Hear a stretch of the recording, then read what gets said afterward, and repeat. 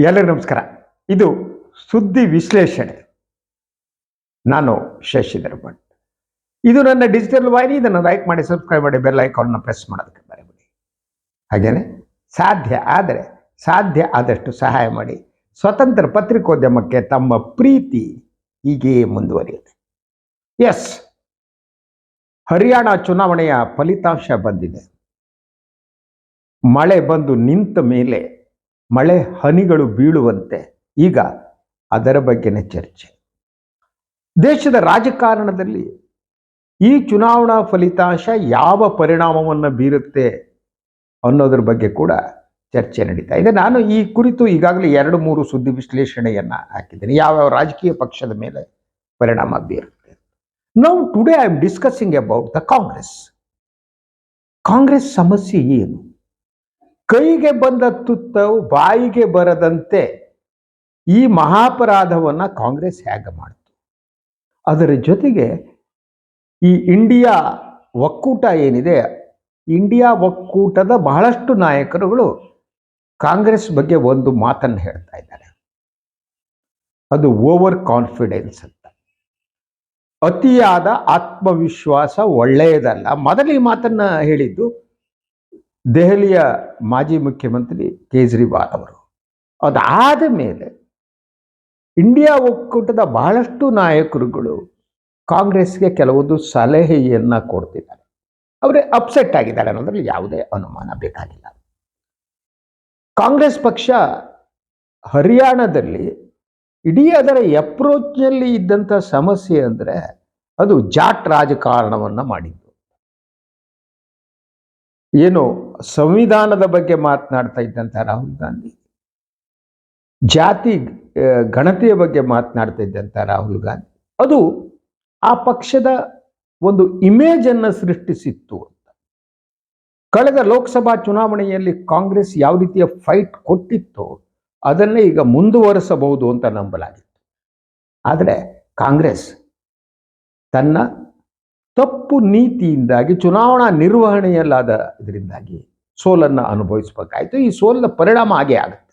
ನಾನು ಹೇಳ್ತಾ ಇರೋದು ಮಹಾರಾಷ್ಟ್ರದ ಮೇಲೆ ಬಹಳಷ್ಟು ಪರಿಣಾಮ ಬೀರುತ್ತೆ ಗೊತ್ತಿಲ್ಲ ನನಗೆ.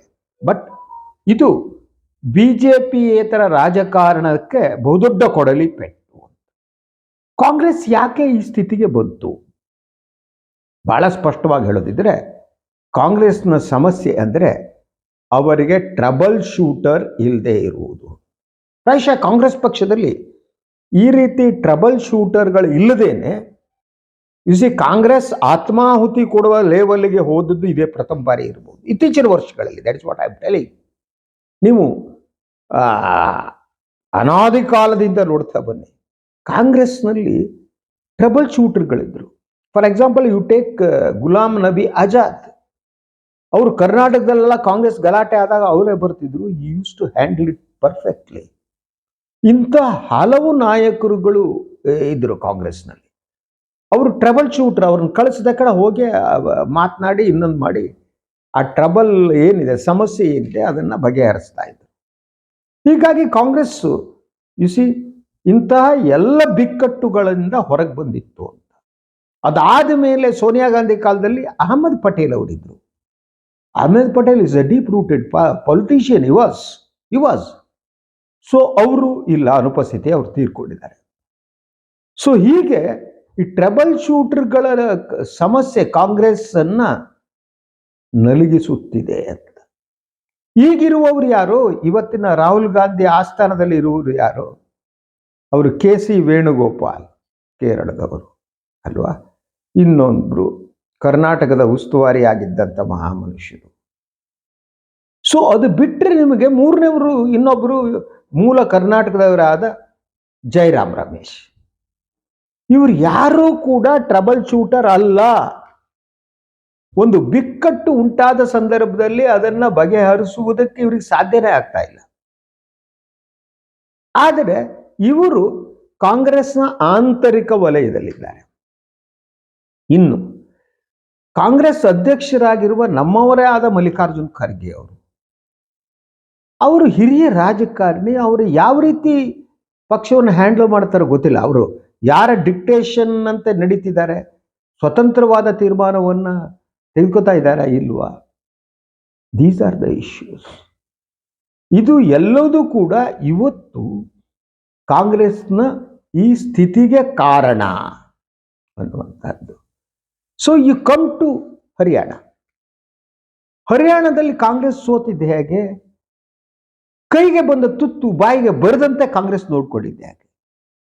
ಎಲ್ಲರಿಗೂ ಸ್ಪಷ್ಟವಾಗಿ ಗೊತ್ತಿತ್ತು ಹರಿಯಾಣದಲ್ಲಿ ಕಾಂಗ್ರೆಸ್ ಬರುತ್ತೆ.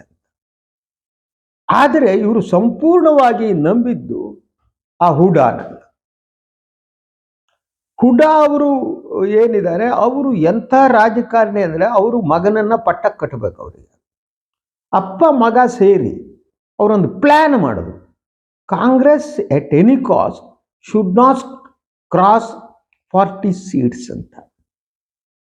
ಅಂದರೆ 90 ಸದಸ್ಯರ ವಿಧಾನಸಭೆಯಲ್ಲಿ ಎಬ್ಸ್ಯೂಲ್ಯೂಟ್ ಮೆಜಾರಿಟಿ ಕಾಂಗ್ರೆಸ್ಗೆ ಬರ್ಕೂಡ್ದು. ಕಾಂಗ್ರೆಸ್ಗೆ ಎಬ್ಸ್ಯೂಲ್ಯೂಟ್ ಮೆಜಾರಿಟಿ ಬಂದ್ಬಿಟ್ರೆ ನಮಗೆ ಗೂಟ ಹೊಡೆದು ಮುಖ್ಯಮಂತ್ರಿ ಸ್ಥಾನ ಬೇರೆಯವ್ರಿಗೆ ಕೊಡಬಹುದು.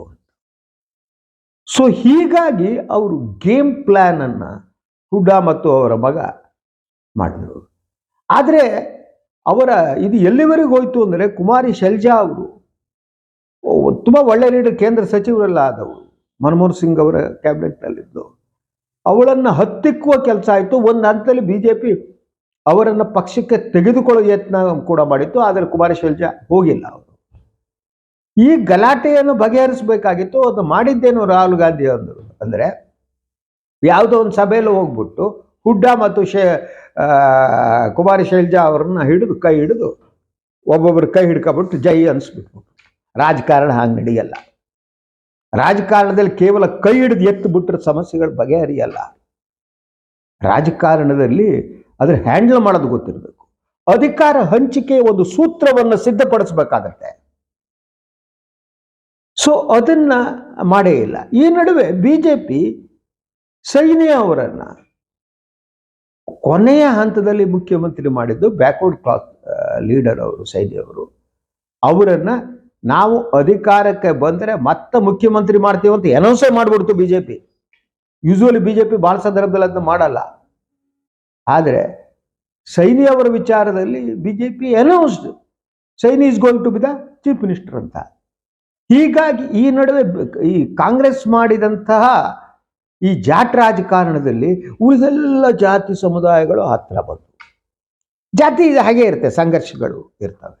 ಬ್ಯಾಕ್ವರ್ಡ್ ಕ್ಲಾಸ್, ಕರ್ನಾಟಕದಲ್ಲಿ ಒಂದು backward class versus Vokkaligas, backward class versus Lingayat, all these things will be there. ಇದೇ ಇರ್ತವೆ ಅದು. ಸೊ ಹರಿಯಾಣದಲ್ಲಿ ಆದ ತಕ್ಷಣ ಎಲ್ಲ ಬ್ಯಾಕ್ವರ್ಡ್ ಕ್ಲಾಸ್ ಲೀಡರ್ಗಳು ಒಂದಾದರು. ಇದನ್ನ ಕಾಂಗ್ರೆಸ್ ಗೇಜ್ ಮಾಡಬೇಕಾಗಿತ್ತು. ಯಾರು ಇನ್ಚಾರ್ಜ್ ಇದ್ದವ್ರು, ಯಸ್ ಇಸ್ ಹ್ಯಾಪ್ನಿಂಗ್ ಅಂತ ಸಿಚುವೇಶನ್ನಲ್ಲಿ ಕುಮಾರಿ ಶೈಲಜಾ ಅವರು ಹಿಂದುಳಿದ ವರ್ಗದವರು, ಅವರನ್ನ ಮತ್ತು ಹುಡ್ಡಾ ಅವರನ್ನು ಕೂಡಿಸಿ ಮಾತಾಡಿ ಅಧಿಕಾರ ಹಂಚಿಕೆ ಒಂದು ಸೂತ್ರವನ್ನು ಸಿದ್ಧಪಡಿಸಬೇಕಾಗಿತ್ತು. ಹುಡ್ಡಾ ಅವರಿಗೆ ಗೂಟ ಹೊಡೆಯೋದಕ್ಕೆ ಬಿಡಬಾರ್ದಾಗಿತ್ತು. ಆದರೆ ಕಾಂಗ್ರೆಸ್ ಮಾಡಲೇ ಇಲ್ಲ. ಯಾಕಂದ್ರೆ ಅಲ್ಲಿ ಟ್ರಬಲ್ ಶೂಟರ್ ಇಲ್ಲ. ಅವರು ರಾಜಕಾರಣದ ಹೇಗಿದ್ದಾರೆ ಅಂದರೆ, KC ವೇಣುಗೋಪಾಲ್ ಅವರು ಯಾವ ರೀತಿ ಅವರು ಸ್ಟ್ರಾಟಜಿಸ್ಟ್ ನನಗೆ ಗೊತ್ತೇ ಇಲ್ಲ, ಆಯ್ತಾ. ಅದರ ಸುರ್ಜೇವಾಲಾ ಕರ್ನಾಟಕದವರು, ಅವ್ರ ಮಗನಿಗೆ ಟಿಕೆಟ್ ಕೊಡಿಸ್ಬಿಟ್ಟು ಅವನ ಆಯ್ಕೆ ಮಾಡಿ ಅವನ ಮಂತ್ರಿ ಮಾಡೋಣ ಅಂತ ಉಳಿಸ್ತಾರೇನ್ರಿ ಇವರೆಲ್ಲ ಕಾಂಗ್ರೆಸ್ನ? I don't thinks. ಇವ್ರು ಯಾರು ಕಾಂಗ್ರೆಸ್ ಉಳಿಸೋರು ಅಲ್ಲ. ಹಳೆಯ ಕಾಂಗ್ರೆಸ್ನಲ್ಲಿ ಏನಿತ್ತು ಆ ಸ್ಟ್ರಾಟಜಿಗಳಿತ್ತು, ಇನ್ನೊಂದಿದ್ದು ಇಂದಿರಾ ಗಾಂಧಿ ಕಾಲದಲ್ಲಿರ್ಬೋದು, ರಾಜೀವ್ ಗಾಂಧಿ ಕಾಲದಲ್ಲಿರ್ಬೋದು. ಒಂದು ಚುನಾವಣೆ ಅಂದರೆ ಯೂಸ್ ಟು ಅದನ್ನು ಪ್ರಿಪೇರ್ ಮಾಡ್ತಿದ್ರು. ಸೊ ಹಲವು ಗುಂಪುಗಳನ್ನು ಒಗ್ಗೂಡಿಸಿ ಅವರ ನಡುವೆ ಹೊಂದಾಣಿಕೆ ಮಾಡೋದಕ್ಕೆ ಯತ್ನ ಮಾಡ್ತಿದ್ರು. ಇದು ಯಾವುದೋ ಕಾಂಗ್ರೆಸ್ನಲ್ಲಿ ನಡೀತಾ ಇಲ್ಲ. ಅದು there is a over confidence ಅಂತ. ಇವ್ರು ಏನು ಅಂದ್ಕೊಬಿಟ್ರೆ, ಎಲ್ಲದೂ ಇದ್ದಾರೆ, ನಾವೇನೇ ಬರೋದು. ಇನ್ನು ಬಿಜೆಪಿ ಏನು ಮಾಡುತ್ತೆ, ಹರಿಯಾಣದಲ್ಲಿ ನಾವೇ ಅಂತ ಕೂತ್ಕೊಂಡು ಟಿಕೆಟ್ ಹಂಚಿಕೆಯಲ್ಲಿ ಎಡವಟ್ಟು ಮಾಡ್ಕೊಂಡ್ರು. ಎಲ್ಲ ಆಂಟಿ ಇನ್ಕಂಬೆನ್ಸಿ ಇರುವ ಎಲ್ಲ MLAಗಳು ಟಿಕೆಟ್ ಕೊಟ್ಟರು. ಅವ್ರು ತೆಗೆಯೋ ಶಕ್ತಿ ಕೂಡ ಇವರಿಗಿರಲಿಲ್ಲ. ಏನು ಯಾರು MLAಗಳಿದ್ದಾರೆ, ಆಂಟಿ ಇನ್ಕಂಬೆನ್ಸಿ ಅನ್ನೋದು ಕೇವಲ ಬಿಜೆಪಿಗೆ ಸೀಮಿತ ಆಗಿರಲಿಲ್ಲ. ಕಾಂಗ್ರೆಸ್ MLAಗಳು ಕೂಡ ಆಂಟಿ ಇನ್ಕಂಬೆನ್ಸಿ ಇತ್ತು. ಅಂಥ ಸಿಚುವೇಶನ್ನಲ್ಲಿ ಹೊಸ ಮುಖಕ್ಕೆ ಟಿಕೆಟ್ ಕೊಡುವ ಒಂದು ದಾಷ್ಟ್ಯವನ್ನು ಕೂಡ ತೋರಿಸಲಿಲ್ಲ. ಯಾಕೆಂದರೆ ಹುಡ್ಡಾ ಇದ್ರು, ಅವ್ರಿಗೆ ಬೇಕಾದ್ರೆ ಟಿಕೆಟ್ ಕೊಡಬೇಕು, ಅದಿದ್ರೆ ಅವ್ರಿಗೆ ಬೇಜಾರಾಗುತ್ತೆ. ನಾವು ಸೊ ಹೈಕಮಾಂಡ್ ದುರ್ಬಲವಾದರೆ ಈ ಕೆಲಸ ನಡೆಯುತ್ತೆ. ಕಾಂಗ್ರೆಸ್ ಹೈಕಮಾಂಡ್ ದುರ್ಬಲ ಆಗುವುದಕ್ಕೆ ಕಾರಣ ಬೇರೆಯವರು ಯಾರೂ ಅಲ್ಲ. ಸೋನಿಯಾ ಗಾಂಧಿ ಆ್ಯಂಡ್ ರಾಹುಲ್ ಗಾಂಧಿ ಇವರೇನೆ.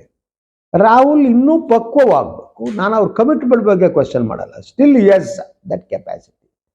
ಸೋನಿಯಾ ಗಾಂಧಿ ಅವ್ರಿಗೆ ವಯಸ್ಸಾಗಿದೆ, ಮಗನಿಗೆ ಪಟ್ಟ ಕಟ್ಬಿಟ್ಟು ಹೋಗೋಣ, ಹೆಲ್ತ್ ಸರಿ ಇಲ್ಲ. ಯಾರು ಸ್ಟ್ರಾಟಜಿ ಮಾಡೋರು? ಖರ್ಗೆ ಅವರು ಅವರು ಮನೆಯಿಂದ ಏನು ಬರ್ತಾರೆ, ರಾಹುಲ್ ಗಾಂಧಿ ಸೋನಿಯಾ ಗಾಂಧಿ ಏನು ಹೇಳ್ತಾರೋ ಅದನ್ನು ಮಾಡೋರು ಅಷ್ಟೇ. ಅವರು ಅದನ್ನು ಮೀರಿ ಅವ್ರಿಗೆ ಸ್ಟ್ರಾಟಜಿ ಮಾಡುವುದಕ್ಕೆ ಅವಕಾಶ ಇದೆಯೋ ಇಲ್ಲೋ ಗೊತ್ತಿಲ್ಲ. Still I have a doubt whether Kharge is a strategist or not. I have my own doubts. ಯಾಕಂದರೆ ಅವರು ಇಡೀ ರಾಜಕೀಯವಾಗಿ ಅಂಥ ಸ್ಟ್ರಾಟಜಿಗಳನ್ನು ರೂಪಿಸಿದ ಉದಾಹರಣೆ ನನಗೆ ಕಾಡ್ತಾ ಇಲ್ಲ. ಕರ್ನಾಟಕದಲ್ಲಿರಲಿ ಇನ್ನೊಂದಿರಲಿ. ಅವರು ಏನಿದ್ರು ನೆಹರು ಕುಟುಂಬದ ನಿಷ್ಠರು. ಸೊ 2006 ಸಾಕು ಸಿದ್ದರಾಮಯ್ಯ ಬಂದರು, ನೀವು ಹೊಂಟೋಗ್ರಿ ಅಂದ್ರೆ ಹೋದ್ರು. ಪಾಪ ಡೆಲ್ಲಿಗೆ ಬರಯ್ಯ ಅಂದ್ರೆ ಹೋದ್ರು. ರಾಜಕಾರಣ ಹಂಗೆ ನಡೆಯಲ್ಲ. ರಾಜಕಾರಣದಲ್ಲಿ ಒಬ್ಬ ರಾಜಕಾರಣಿಗೆ ಅವನದೇ ಆದ ಒಂದು ವ್ಯಕ್ತಿತ್ವ ಇರಬೇಕು. ಅದು ಸೈದ್ಧಾಂತಿಕ ಹಿನ್ನೆಲೆಯಲ್ಲಿ ಅದನ್ನು ರೂಪಿಸಿಕೊಂಡ ವ್ಯಕ್ತಿತ್ವ ಆಗಬೇಕು. ಅದರ ಜೊತೆಗೆ they should have A plan ಅಂತ, ಸ್ಟ್ರಾಟಜಿ ಅಂತ. So Congress is suffering. ಯಾಕೆಂದರೆ ಸ್ಟ್ರಾಟಜಿ ಇಲ್ಲ. ಸಂಪನ್ಮೂಲಗಳ ಕೊರತೆ ಇದೆ. ನಾನು ಇಲ್ಲ ಅಂತ ಹೇಳಲ್ಲ. ಹರಿಯಾಣದಲ್ಲೂ ಕೂಡ ಅವ್ರಿಗೆ ಸಂಪನ್ಮೂಲದ ಕಾಂಗ್ರೆಸ್ ಕೊರತೆ ಇತ್ತು. ಅದನ್ನು ಮೀರಿ ಸ್ಟ್ರಾಟಜಿಯನ್ನು ರೂಪಿಸಬೇಕಾಗಿತ್ತು. ಟ್ರಬಲ್ ಶೂಟರ್ ಬೇಕಾಗಿತ್ತು. ಅಟ್ಲೀಸ್ಟ್ ಗುಲಾಂ ನಬಿ ಆಜಾದ್ ಅಂತವರು ಅಲ್ವಾ, ಅಹಮದ್ ಪಟೇಲ್ ಅಂತವರು, ಅಂಥವರನ್ನು ಬೆಳೆಸಬೇಕಾಗಿತ್ತು ಕಾಂಗ್ರೆಸ್ ಅಂತ. ಆದರೆ ಅದನ್ನು ಬೆಳೆಸ್ತೇ ಇಲ್ಲ. ಈಗ ಈ ರೀತಿ ಕೆ.ಸಿ. ವೇಣುಗೋಪಾಲ್, ಸುರ್ಜೇವಾಲ್ ಅಂತವರು ಅವ್ರು ರಾಜಕಾರಣ ಮಾಡೋಕ್ಕಾಗಲ್ಲ. They can't do it. ಅವರು ವೈಯಕ್ತಿಕ ಲಾಭನಷ್ಟ ಏನಿದೆ ಅಂತ ನೋಡ್ಬೇಕಷ್ಟೆ.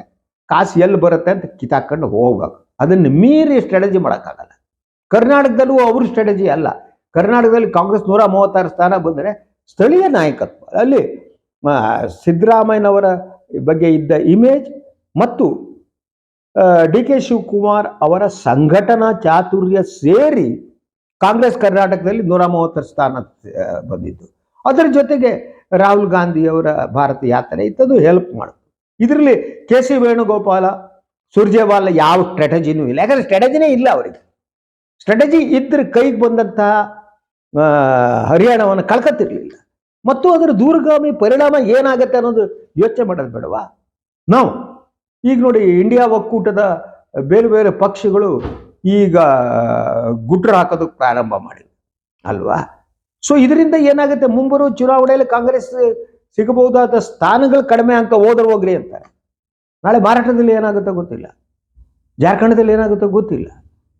ಸೊ ಆ ಸಿಚುವೇಶನ್ ನಿರ್ಮಾಣ ಆಗುವುದಕ್ಕೆ ಬಹುಮುಖ್ಯವಾದ ಕಾರಣ ಕಾಂಗ್ರೆಸ್ನ ನೆಹರು ಕುಟುಂಬದ ಅಡುಗೆ ಮನೆಯಲ್ಲಿರುವ ಕೆ.ಸಿ. ವೇಣುಗೋಪಾಲ್ ಹಾಗೂ ಸುರ್ಜೇವಾಲ್ ಅಂತವರು. ಅಟ್ಲೀಸ್ಟ್ ರೀ ಹೇಳ್ತಾ ಇದ್ರು, ಗುಲಾಂ ನಬಿ ಆಜಾದ್ ಬರ್ಬೇಕಾರೆ ಅವಾಗ ಒಂದು ಸೂಟ್ ಕೇಸ್ ತಗೊಂಡು ಹೋಗಕ್ಕೆ ಬರ್ತಾರೆ ಅಂತಿದ್ರು. ನಾವೆಲ್ಲ ಕೇಳಿದ್ವಿ ಜರ್ನಲಿಸ್ಟ್ ಆಗಿ. ಅವ್ರು ಸೂಟ್ ಕೇಸ್ ತಗೊಂಡು ಹೋಗ್ತಿದ್ರೋ ಇಲ್ಲೋ ಗೊತ್ತಿಲ್ಲ, ಬಟ್ ಸಮಸ್ಯೆ ಬಗೆಹರಿಸ್ತಿದ್ರು. ಸೊ ಈವನ್ JDS ಮತ್ತು ಕಾಂಗ್ರೆಸ್ ಒಂದಾಗೋದಕ್ಕೆ ಆವಾಗ as Ghulam Nabi Azad worked hard. As a strategy. ಕಾಸು ತಗೊಂಡು ಹೋಗ್ಬೋದು, ಬೇರೆ ಬೇರೆ ಇರ್ಬೋದು. ಬ್ರೀಫ್ ಕೇಸ್ ಇಲ್ಲದೆ ರಾಜಕಾರಣ ಯಾರು ಮಾಡಲ್ಲ. ಇವರು ಈ KC. Venugopal and company, Surjewala ಬರೇ ಸೂಟ್ ಕೇಸ್ ತಗೊಂಡು ಹೋಗೋದಾ?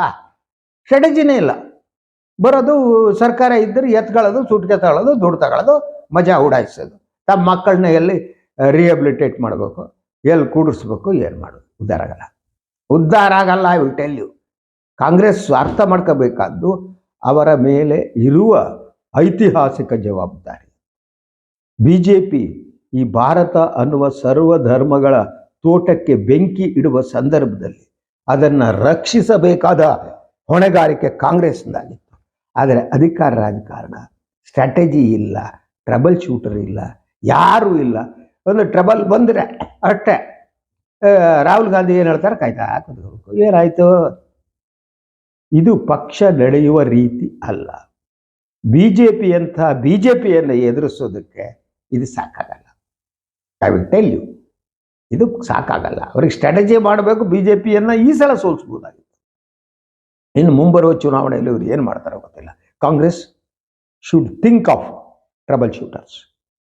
ಅವಂಥವರಿಗೆ ಪ್ರೋತ್ಸಾಹ ಕೊಡಬೇಕು ಟ್ರಬಲ್ ಶೂಟರ್ಗೆ.